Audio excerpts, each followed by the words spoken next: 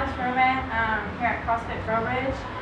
I'm just going to talk y'all through the proper deadlift setup. I'm going to go over some common faults that we see in the deadlift setup that can lead to executing the deadlift improperly. And some ways to fix that.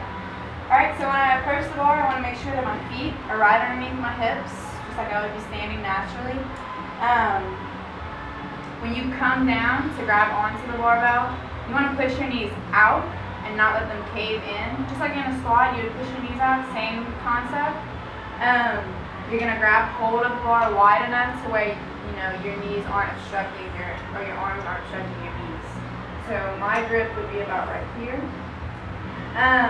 So notice I'm not squatting or bringing my butt down as low as I would be in a squat.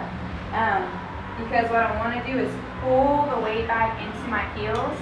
So as I do that, my knees come back, my shins become more vertical to the ground, and my butt rises when I pull my knees back. So you're going to come back into this good position. You're actually pulling back against the bar and releasing all the slack. You got slack in there, you want to release all of that and make it really tense, okay? So the weight is all in your heels, and you should be able to wiggle your toes, okay?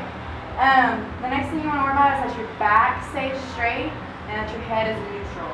So what that means is you want to keep a neutral spine. You should be gazed. Your gaze should go about 4 feet in front of you.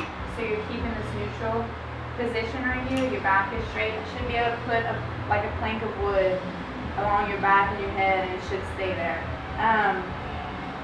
So with that in mind, you want to make sure your chest is nice and high. So you're not here with your chest pointing to the ground. You want it to be pointing forward.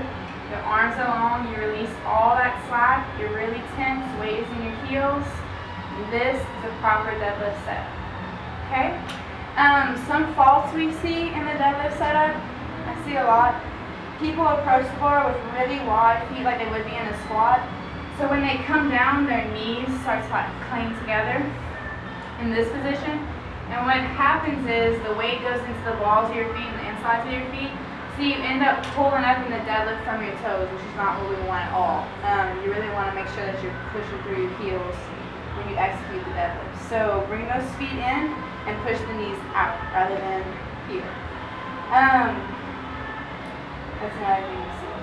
So another fault that I see is people, it has to do with ankle flexibility and hip flexibility or mobility. If they're here with their knees over the bar, another thing, your weight is coming into your toes where we don't want it. So if you can get into this good position, pull those knees back. As you pull the knees back, the butt and the hips are going to rise. So you really want to push these back and get your shins as vertical to the ground as possible. With that being said, a lot of people try to compensate that way with just pushing their knees back. See, their shins are vertical, but what they do is they lose that nice lump, that neutral spine, and it rounds out. So you have no choice from here but to execute a deadlift improperly and use your lower back to pull up rather than use your heels to drive through and you're engaging those hamstrings. So that's it. That's the deadlift setup. I'll do it one more time for y'all to see what it looks like. Here. Okay? So that's it for the day. See y'all later.